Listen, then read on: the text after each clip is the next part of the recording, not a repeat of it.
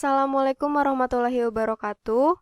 Kembali lagi dengan Brilian Volume 2. Saya perwakilan dari Divisi Kajian Keilmuan Himan. Hari ini akan membahas mengenai UTS Ekonomi Manajerial. Nah, diharapkan teman-teman semua bisa menyimak sampai akhir ya. Kita langsung masuk aja ke nomor 1, di mana di sini ada perusahaan Kotrunada memproduksi setiap tahunnya selama 4 tahun yang akan datang. Tahun pertama 500 unit, tahun kedua 600 unit, tahun ketiga 700 unit, tahun keempat 900 unit dengan harga jual 10.000, biaya variabelnya 5.000 dan total biaya tetapnya itu 1 juta dengan bunga 11%.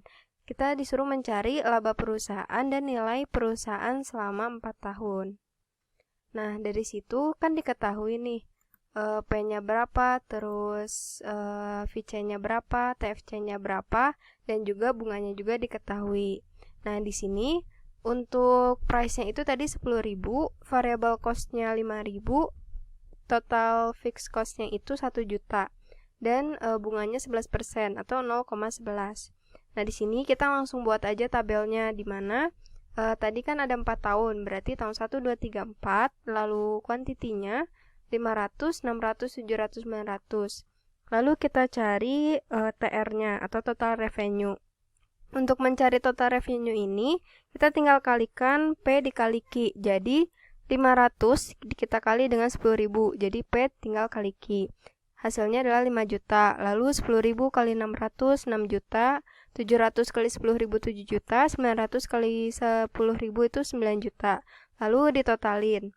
Setelah itu kita cari total variable cost-nya. Nah, total variable cost ini, rumusnya itu adalah VC, variable cost, kita kalikan dengan kuantitinya. Jadi 5.000 kita kali 500 itu berapa, sampai tahun keempat, lalu ditotalin. Selanjutnya ada total fixed cost atau TFC. Di sini untuk fixed cost ini karena dia tuh tetap, jadi tetap aja 1 juta dari tahun ke-1 sampai tahun ke-4. Ini totalnya jadi 4 juta. Lalu kita cari total cost-nya. Untuk cari total cost itu, kita tinggal tambahin si TVC ini ditambah dengan TFC. Hasilnya adalah 2.500.000 tambah 1 juta 3.500.000. Untuk 3 juta tambah 1 juta 4 juta, 3.500.000 tambah 1 juta 4.500.000, 4.500.000 tambah 1 juta 5.500.000. Lalu kita totalin menjadi 17.500.000. Setelah menghitung total cost-nya, kita cari laba. Untuk mencari laba ini, rumusnya adalah TR dikurangi dengan TC.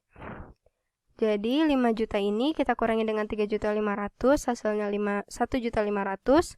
Lalu 6 juta kurangi 4 juta itu 2 juta, 7 juta kurangi 4.500.000, 2.500.000, 9 juta kurangi 5.500.000 itu 3.500.000.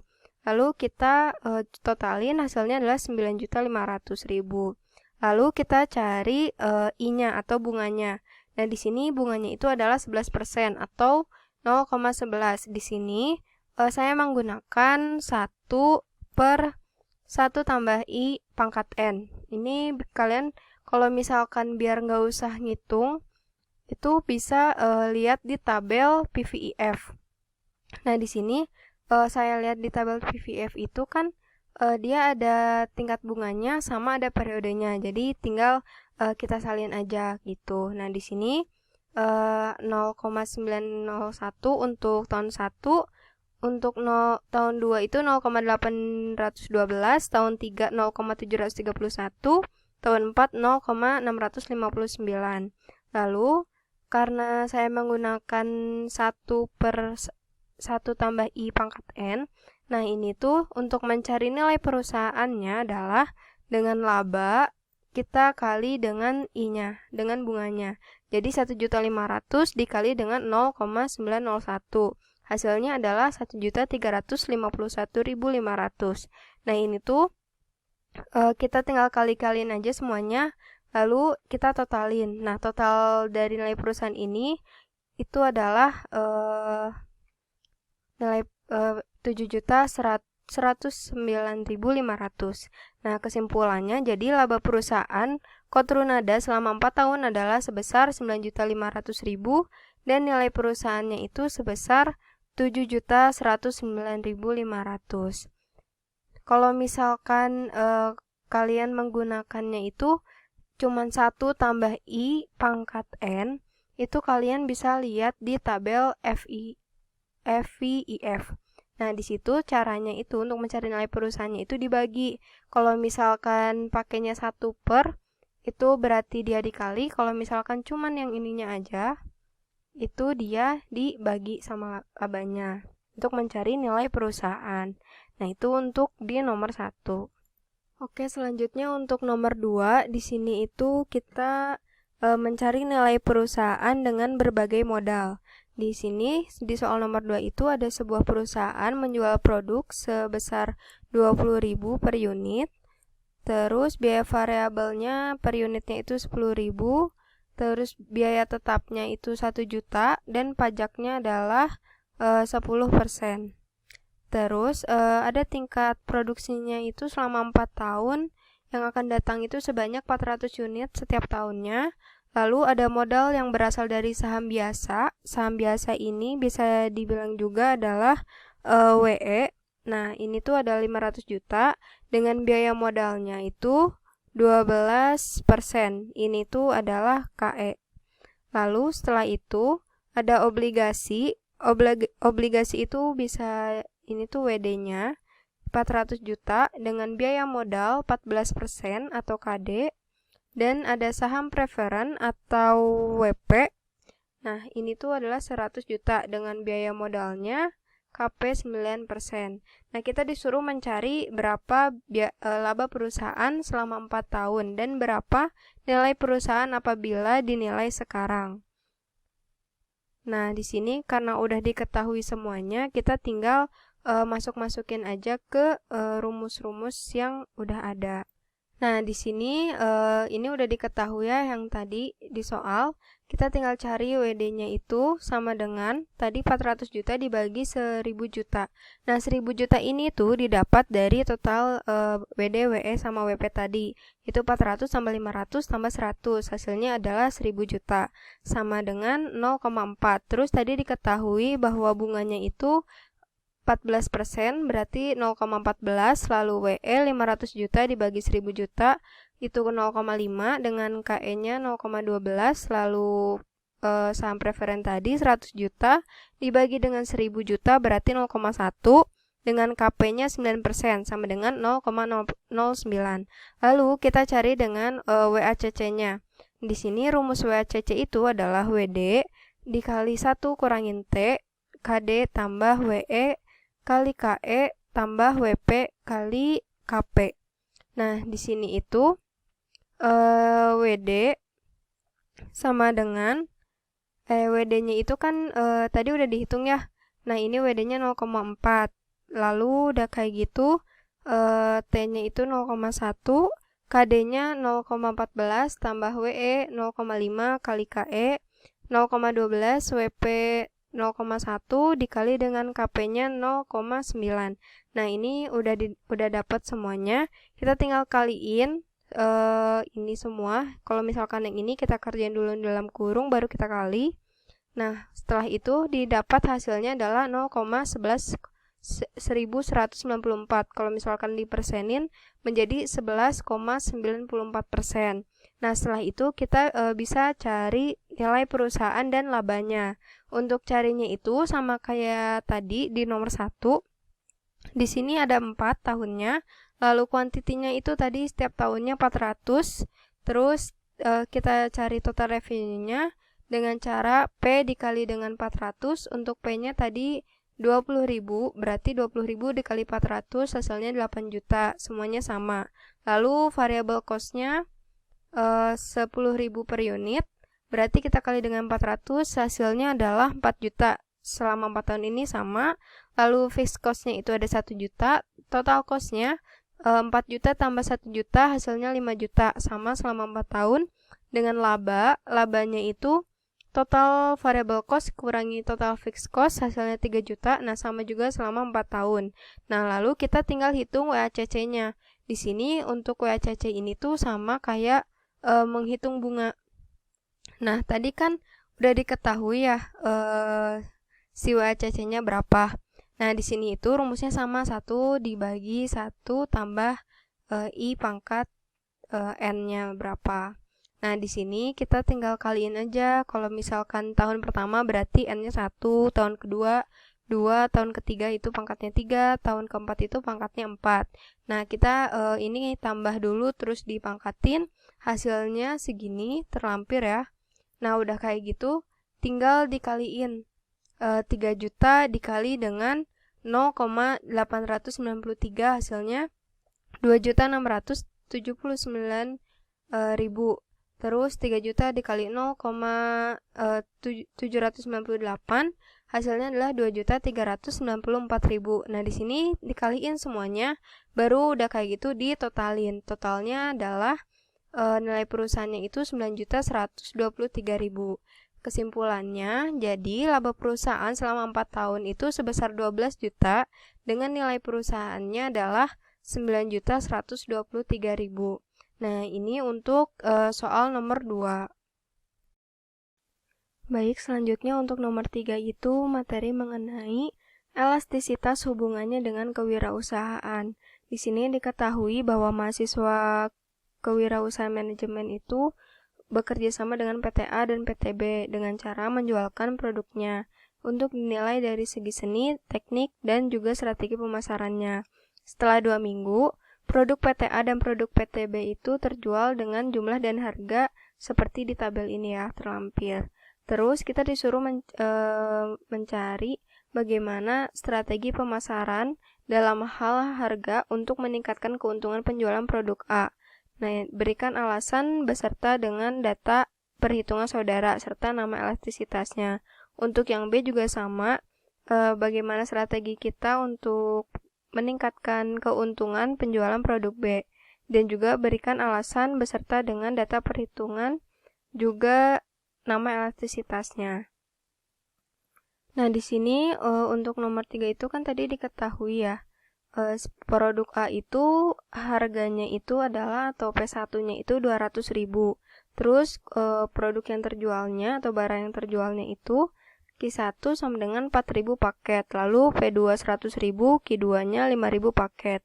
Untuk produk B, P1-nya 500.000, Q1-nya 1.000 paket, P2-nya 400.000, terjual 2.000 paket. Nah, di sini kita tinggal masukin aja ke rumus elastisitasnya. Rumusnya itu adalah Q2 dikurangi Q1 dibagi dengan P2 kurangi P1 dikali P2 dibagi Q2. Nah, di sini kita tinggal ganti aja rumusnya itu pakai angka. Jadi 5.000 dikurangi 4.000 dibagi 100.000 kurangi 200.000 dikali 100.000 dibagi dengan 5.000. Nah, di sini kita tinggal dikurangin, lalu udah kayak gitu kita kaliin dan juga bagi. Nah, hasilnya adalah min 1/5 atau min 0,2. Ini tuh artinya inelastis karena kalau misalkan di bawah 1 itu hasilnya disebutnya elastisitasnya itu adalah inelastis. Strateginya adalah untuk meningkatkan keuntungan penjualan produk A harus dinaikkan harganya. Lalu untuk yang B juga sama, rumusnya kayak tadi, Q2 kurangi Q1 dibagi P2 kurangi P1 dikali Q2 dibagi P2 dibagi Q2. Nah, di sini kita tinggal ganti angkanya, lalu udah kayak gitu ditotalin tuh hasilnya adalah min 2. Min 2 ini kalau misalkan di elastisitas itu walaupun ada tanda minnya itu nggak mempengaruhi, jadi negatif itu dianggapnya nggak ada aja. Nah, karena ini lebih dari 1, maka dia disebutnya artinya itu elastis. Strateginya untuk meningkatkan keuntungan penjualan produk B, maka harus diturunkan harga jualnya. Nah, ini untuk nomor 3. Terakhir untuk nomor 4 itu materi mengenai elastisitas hubungannya sebagai manajer produksi.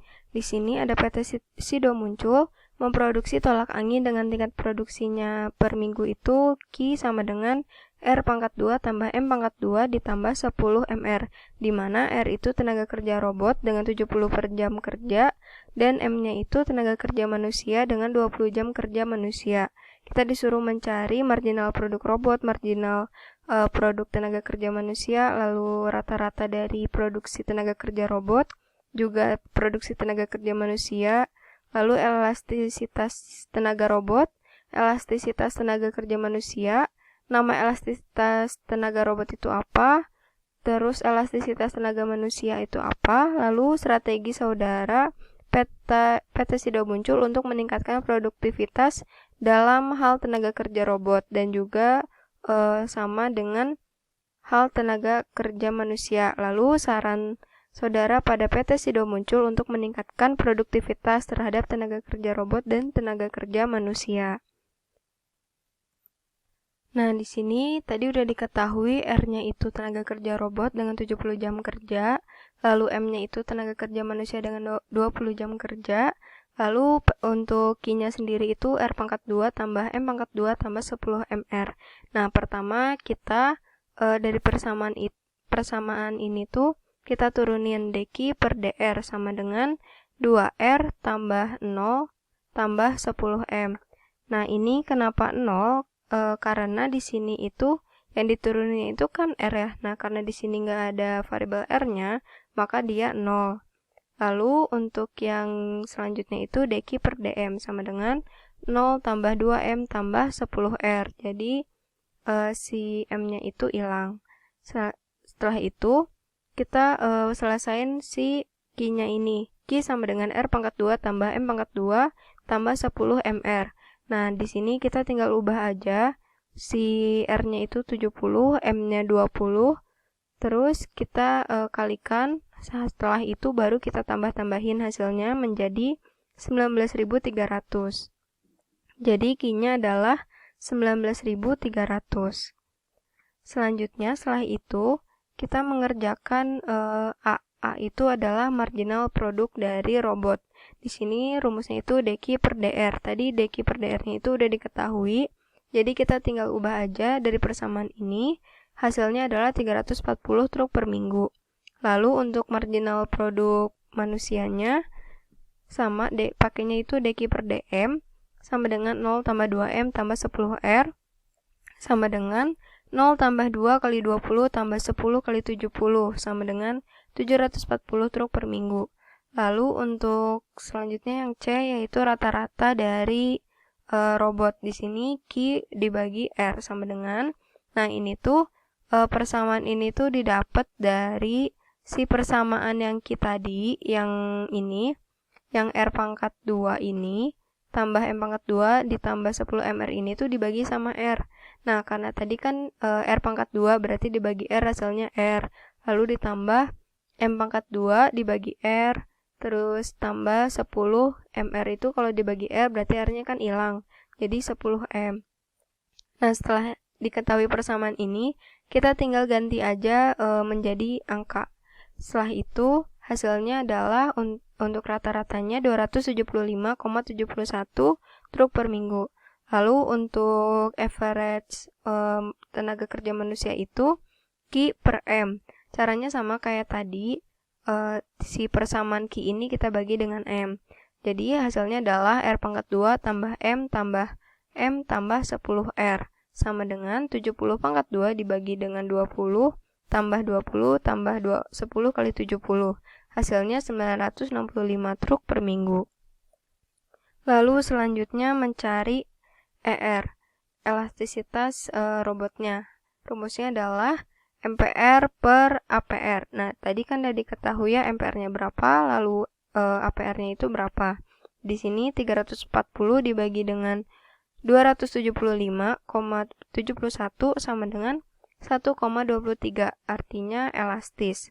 Lalu untuk yang tenaga kerja manusia, elastisitasnya itu MPM dibagi dengan APM sama dengan 740 per 965 sama dengan 0,77. Artinya dia inelastis.